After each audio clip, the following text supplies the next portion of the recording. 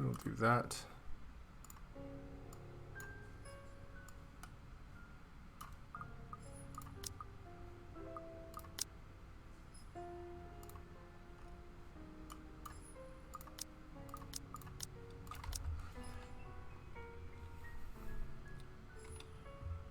Hello everybody, J.Yumeko here, and today we're back with the letter. Now, last time we left off, I believe we were theorizing about Marianne McCullough's relationship, potentially, with, what was her name? Hannah, right? I believe that was her name. Let me see if we can get back to where we were. Our journal, relationship, there we go. So yes, we were theorizing about the relationship between Marianne and Hannah, because my suspicion, well, honestly, I think it's pretty obvious by now, Marianne seems to have had some kind of relationship with Hannah in the past. We don't know exactly what that is. I'm theorizing that it's probably romantic in some kind of form, but right now it doesn't seem that Marianne is necessarily recognizing Hannah, or at the very least, she is kind of refusing to recognize Hannah. But we do know that they have a past with each other. So I will be kind of curious to see how that ends up. Because again, I kind of rooted for Hannah and Luke, but in all honesty, Luke is such a fucking scumbag that I regret doing that now. So let's see if we can get Marianne and Hannah together, because I do know that there are like romance paths in this game, which at first I did not know that. But yeah, it's kind of interesting. We really like Isabella for some reason. Huh. Alrighty, let's continue. Yeah, so by the way, I think I'm just going to read Marianne in a normal voice, because God, I don't want to do an accent the whole time. And I'm not very good at it, so.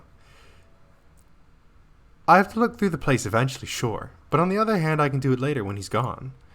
I can go upstairs first if I want to. Which floor should I check first?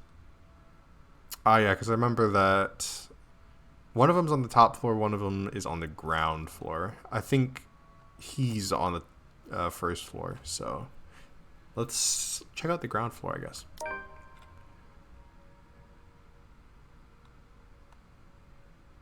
Okay, so that's what that was. Maybe I should go back, because I kind of want to go and see Hannah, I'm not going to lie. I think I'll go back and load the previous one. Alright, yeah, I'll check the first floor. I've already seen enough of this floor during the open house. Of course, I know that it's just a convenient excuse. I just don't want to be in the same room as Whiskey anytime soon. So I might as well go upstairs first. The banister on the grand staircase's landing are solid and at a proper height. Any lower and they'd be trouble. There's a small cache in the carpet though, but as long as nobody tries to run down the stairs until it gets fixed, things should be alright. And the stained glass? Art. Restored, no doubt, in the image of the last lady and Lord of Ermengarde, or it was supposed to be, until Lady Charlotte's fiancé was brutally murdered. By a witch. A witch of all things. From what I've read. You'd think the historians of this place would be a lot more scrutinizing filtering out stuff like that. I'm amazed they bothered with it, instead of replacing it with some generic cookie-cutter design. This entire piece alone would have cost roughly 500, even £1,000,000. Lady Charlotte Ermengarde and her beloved. Looking at the mosaic, it's not too far a stretch of the imagination to believe that the depicted images could be Mr. and Mrs. Wright. It can be easily assumed as such, if one doesn't know the history of the mansion. Really, a place like this should be protected by the government as a landmark. But what can I do about it? Walking into the east wing, I try to go into the theater, but am met with an obstacle. The obstacle, that is, locked doors. 2 doors. 2, and both of them are locked. I would be frustrated, if I hadn't snuck off while the Wrights were having their little business meeting with Miss Cooper before to take a peek. With what Mr. Wright wanted, we'd have to install a powerful projector, the type they use in cinemas, and a projection screen. The seats would have to be reupholstered if they're to be any comfortable, and the walls would have to be covered in dark material, paint, wallpaper, or install wall-to-wall carpeting.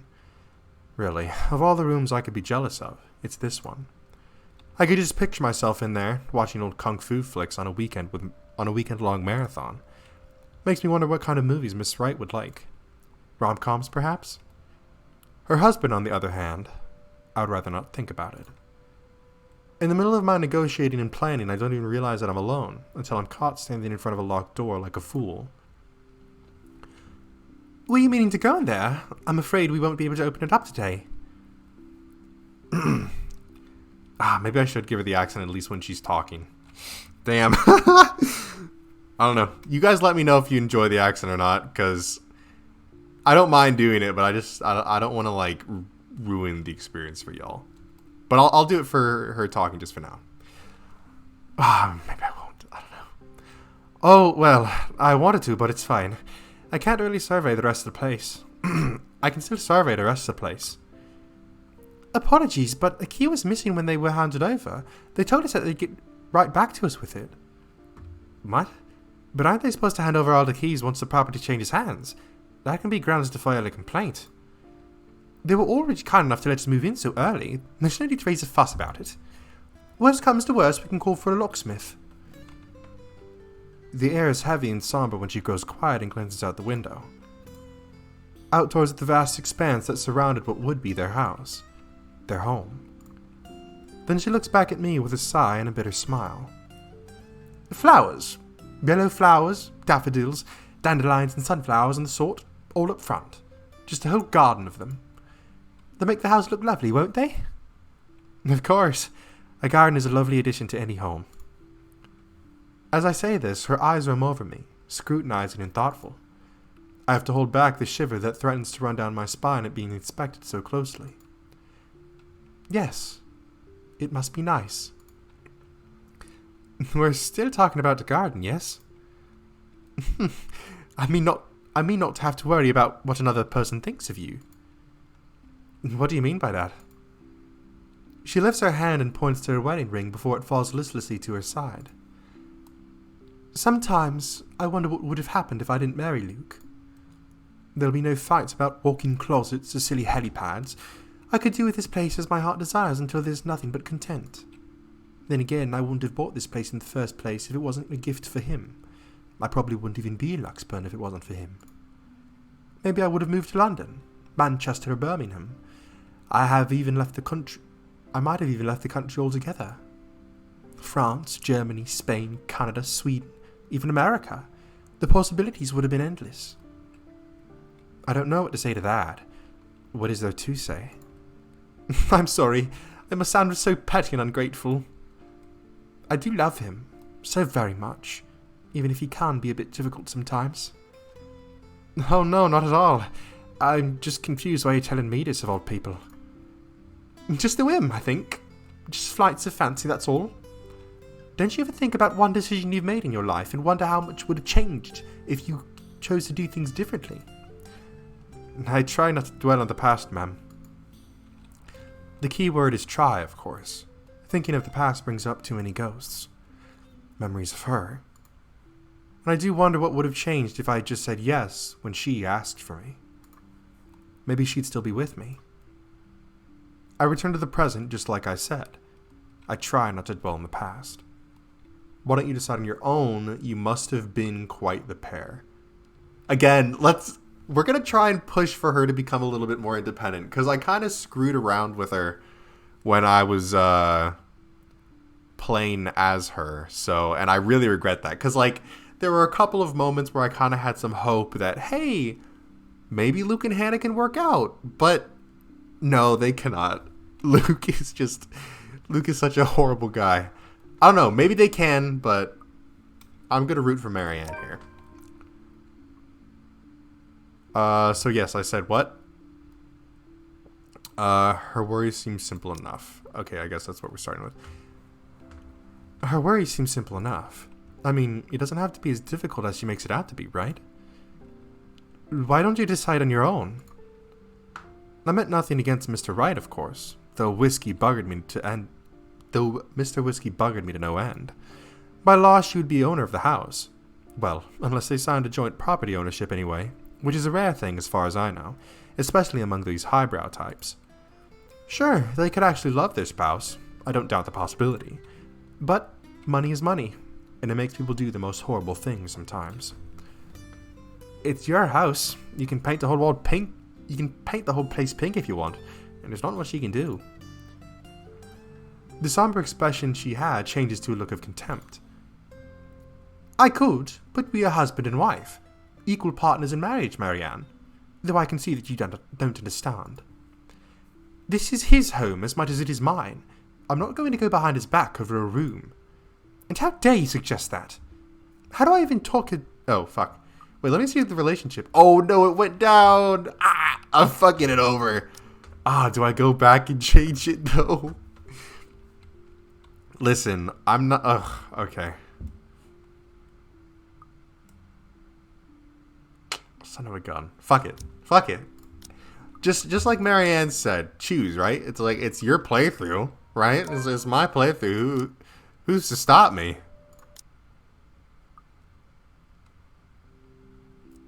Alright, you must have been quite prepared. That's what we're going with this time. I mean, not this time, but, you know, that's what we always went with. You must have been quite prepared, Miss Wright. Hannah Evans and Luke Wright taking Luxburn by storm? At least that's what I've heard. That gets a giggle out of her. And can I be blamed if I like the way her eyes crinkled, or the way she sounded when she laughed? Quite the celebrity couple, according to all the newspapers. But it wasn't always that way. Father certainly didn't approve of him at first. Why, he told me to stay away from him, told me that I was too good for him. That's the usual overprotective dad speak, though. But of course you know that. I don't. I was too busy keeping my grades up at boarding school to maintain my scholarship. Never mind the fact that I went to an all-girls boarding school, so Father never had any reason to fuss over boys trying to date his little girl. And what did you tell him? Considering you are Miss Wright now, you or the mister must have convinced him otherwise. Yes, well, I told him that I was my own woman, and I could decide who was deserving of me or not on my own, thank you very much. That never stopped him from making sure Luke couldn't get anywhere near me without an escort and a guard anyway. Though he certainly wasn't that overprotective when I was dating Jack. Maybe your father considered his Jack a more capable man. I doubt it. Jacqueline was nowhere close to being any sort of role model when we were in college. She was rebellious, reckless and immature, everything I wasn't. But she was quite the charming, stunning woman, and I think that made her quite likable. That takes me by surprise a lot more than the fact that Mr. Wright's father-in-law didn't like him. That much was to be expected. But this? I have nothing against them because that's their thing, though the nuns and the priests would say otherwise. Although, wasn't she worried about the implications? The rumors that would have arisen about her dating another of the same sex? Especially with someone of her social status. You look surprised, Marianne. The first thing anybody needs to know about me is that I go after what I want. And when it comes to who I love, it doesn't matter to me whether they're a man or a woman. It's a nice enough sentiment. Still, the thought that this lovely lady before me had once been with another woman. I can feel my cheeks heat up a little, and I panic, thinking that they might be red enough for Miss Wright to notice. I can't tell, though a coy smile graces her lips.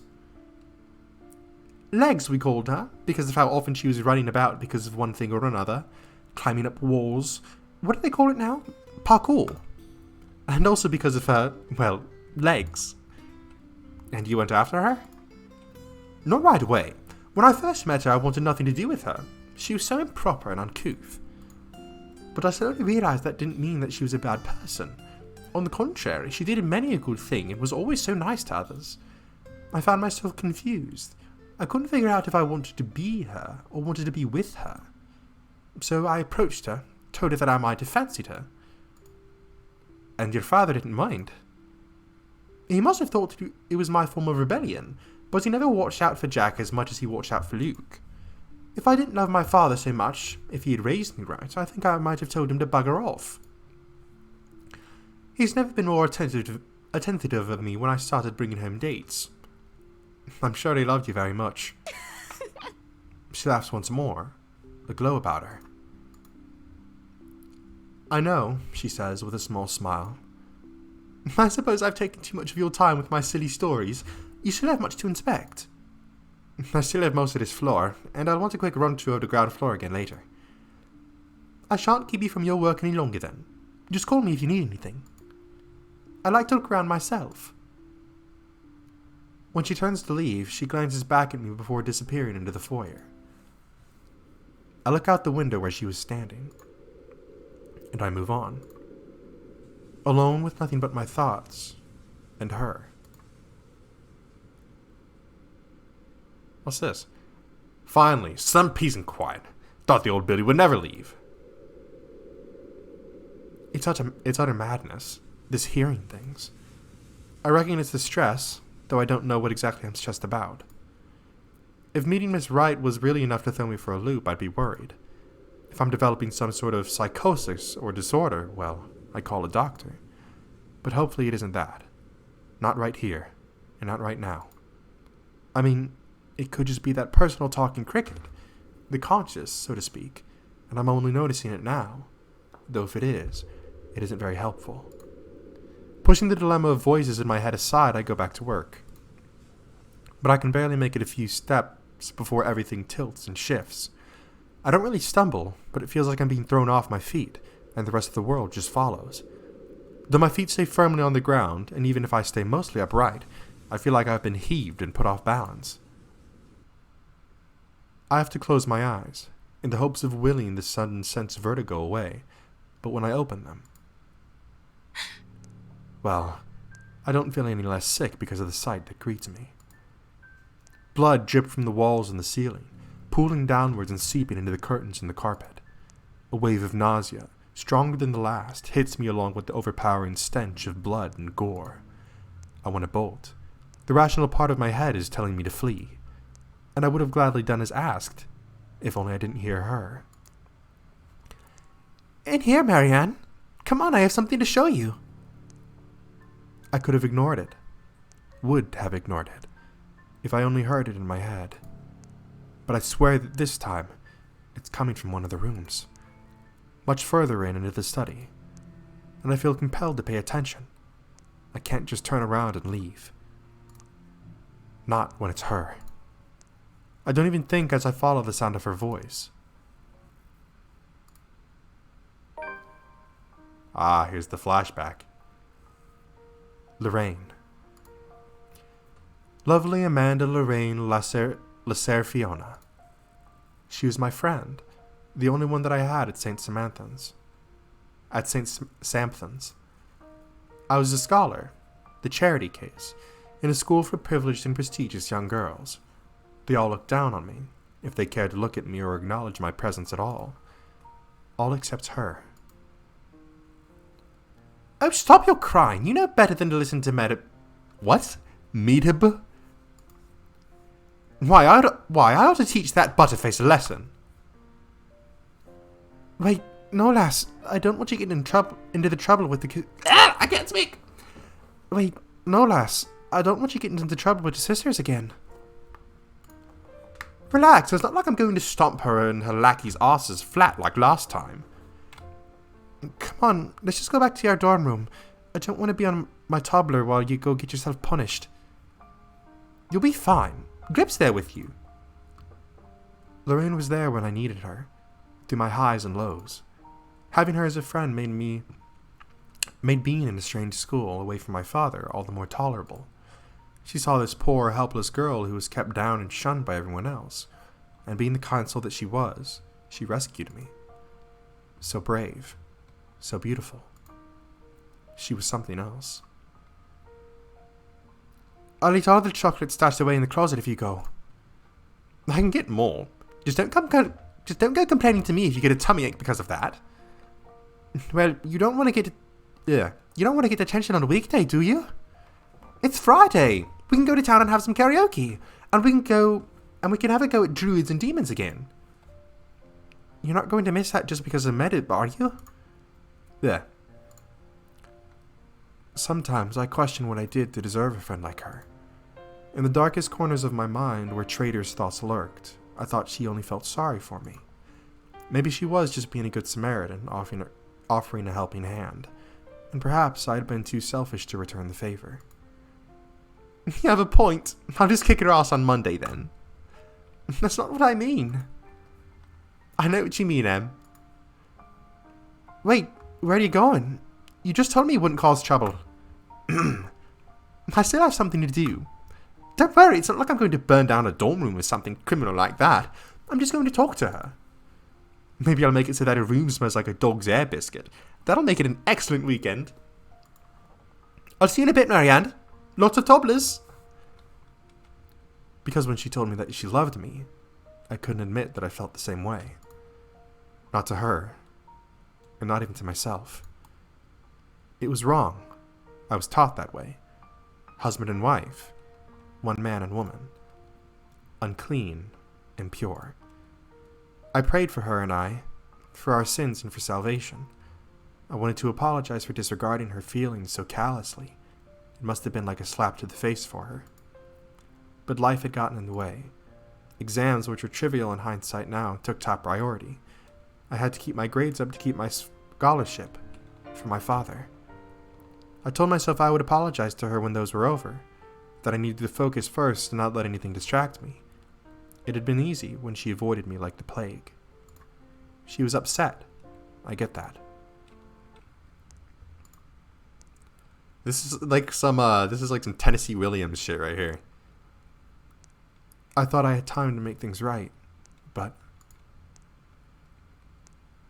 at 7 in the morning, students found a fifth year dead, assumed to have fallen from her dormitory window. They told us that it was an accident. That was the official statement. But I knew better. She was dead because of me. Might have had a hood when I kicked the bucket, didn't she? Ding dong, the witch is dead. She had, though she didn't say which, Lorraine. But at least Imagine had the courage to admit how she felt about me. I don't even know how long I've been stuck here in a trance. In the mirror, Lorraine smiles at me. She's as beautiful as I remember her. But then... Fuck me. God, these jump scares. I feel bile rise up in my throat as her clean image warps into how she looked like when they had found her dead, lying on the cold hard ground. Good Saint Dymphna, great wonder worker in every affliction of mind and body, help me. I'm seeing things, hearing things. Am I going completely insane? Looking everywhere but at her, I hope and pray that it's enough to will whatever this is to go away. It doesn't even immediately register in my head that I can just leave. You, on the other hand, can't even look me in the eye. This isn't real. You're not. You're dead. I'm dead because of you. And you won't even look at me. Look at me! My breathing quickens, and I can feel my heart being torn apart by her words. I'm so sorry. Lorraine, Look at me! I can't take it because she's right. It was my fault. The least I can do is look at what I've done. Lorraine, broken and bleeding, looks at me with such hate-filled eyes. An unnatural smile stretches across her face, and I can only see malice in it. Then she lunges as the mirror ripples around her form, the glass parting like the water's surface for her. She grips my shoulders, and I can feel her nails dig deep, sharp even through the fabric of my clothes. There you are! Oh shit! Oh, okay! Okay! Why won't you love me? Apologies spill through my lips as tears cloud my vision, but I won't give in to this madness. With every bit of my strength that I have left, I struggle to get away from her. Fear grips and threatens to choke me. I endure. I escape. And without turning back, I stumble back out. In my panic, I don't even care to look where I'm going. With one hand on the wall to steady me, I just hobble as fast as I can away from the study. Away from that mirror. Freedom is bittersweet. I'm free from the madness it seems, as running out into the hallway reveals it to be in pristine condition. But it means I've turned my back on Lorraine. Again. I have no plans of stopping, not until I know I'm safe. And if that means walking back to Luxburn, as ridiculous as the idea is, then so be it. Someone suddenly grabs hold of me, however. Fingers digging deep into my shoulder, and my heart nearly stops. My body seizes and I nearly scream. Marianne, you look awful. I mean, not awful, but... Did something happen? Are you alright? Miss Wright,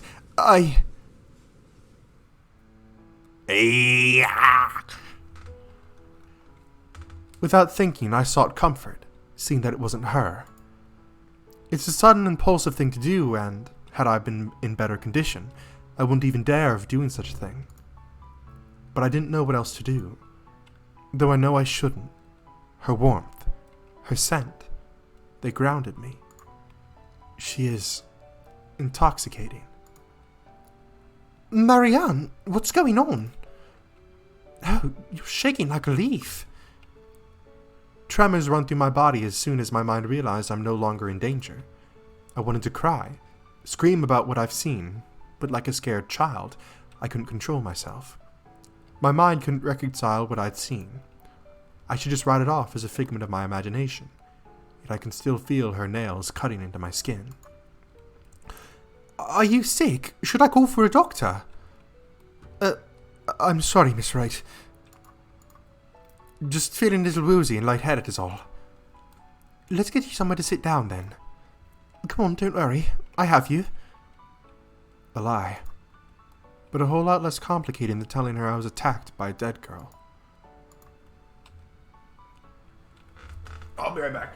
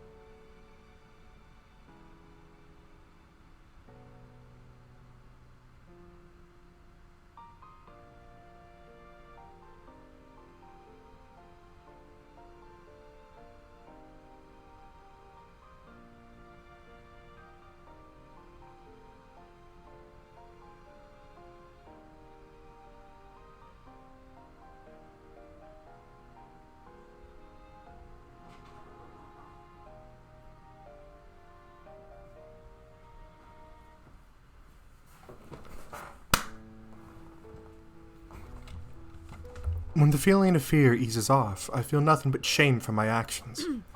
I quickly back away as I clear my throat and nod my thanks. I think I've had enough looking around. If it's alright with you and Mr. Wright, I'll meet you outside. If you're sure, I'll have the car started. Do you need assistance heading downstairs? I'm alright, ma'am. Just go on ahead and I'll be right there. It seems to placate her worries, though only for a brief second. Before she heads down, I don't miss the cornered glance she shoots my way, hidden quickly under another smile. I won't begrudge her for it. That worry. The look on my face must have been a strange enough sight on its own. Even I'm still reeling from it, from whatever that was. Her voice still whispers in my ears. After all these years, she's still... No, Marianne. Shaking my head of the thought, I drag in a breath and follow shortly after Miss Wright. Whatever has happened in the past is long gone. Only memories now. And those are things I can no longer bring back. It's already dark as we make our way out of the mansion. With no lights, we're only illuminated by the headlamps of the Wright's car and the stars up above us. The sight of them helps me compose myself much more than several minutes of being alone did. The car's engine is running, yet the two still stand out on the lawn.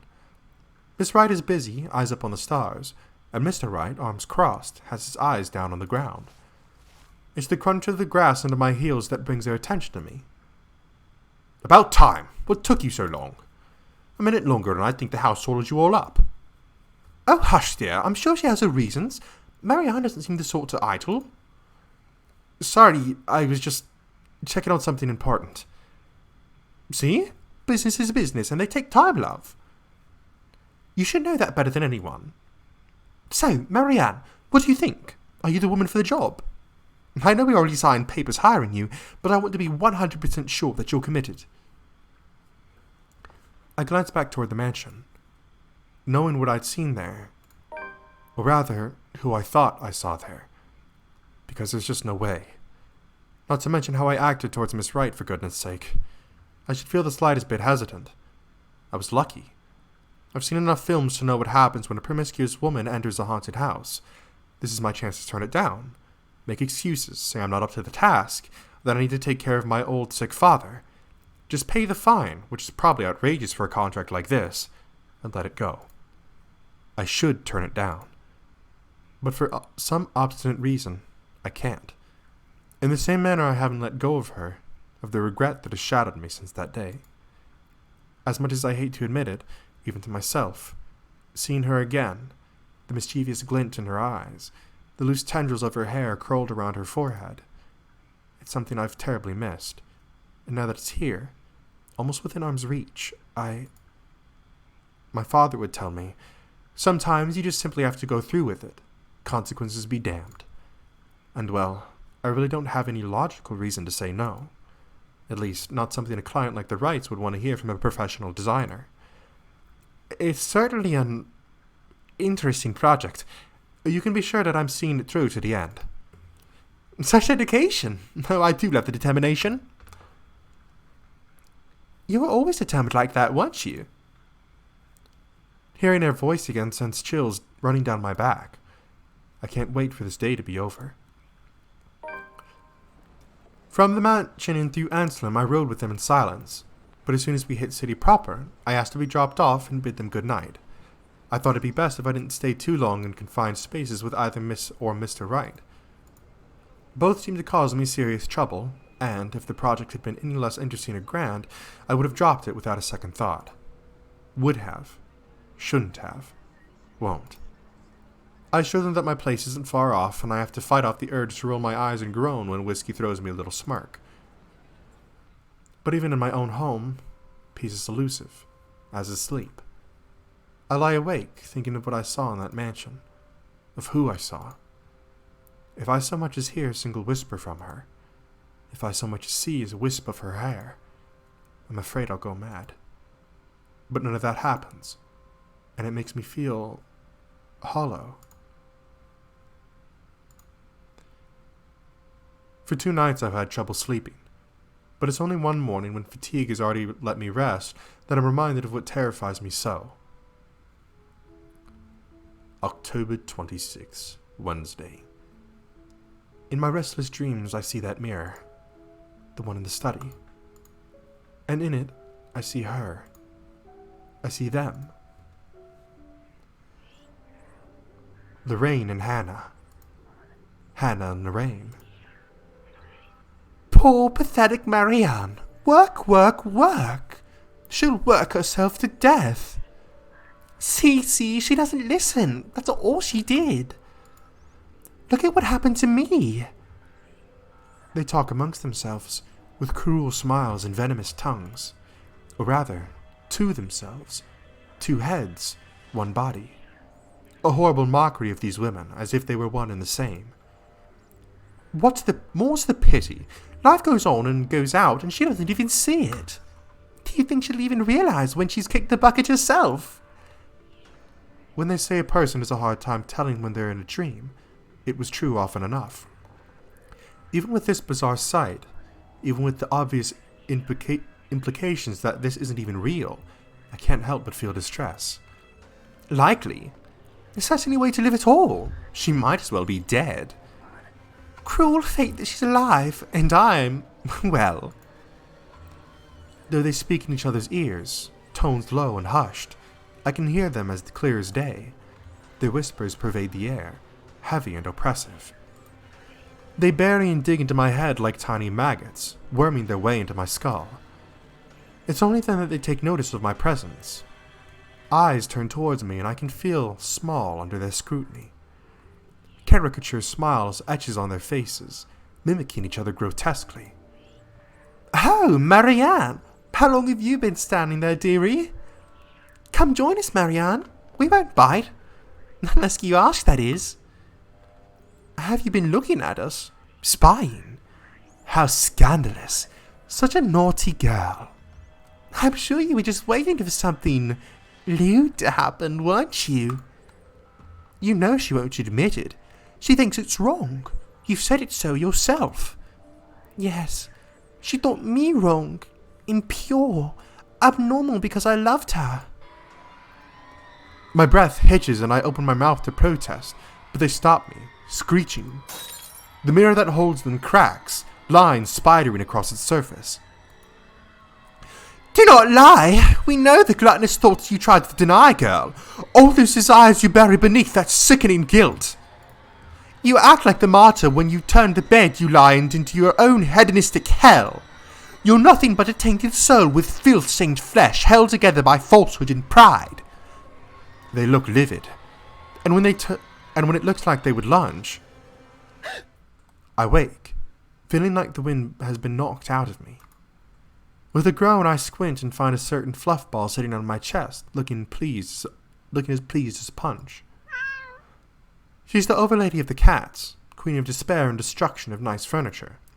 Though I can't stay mad at Her Majesty because it feels like she did something good this time. I was having a nightmare, but I can't even remember what it was about. Trying to recall leaves a terrible pit in my stomach.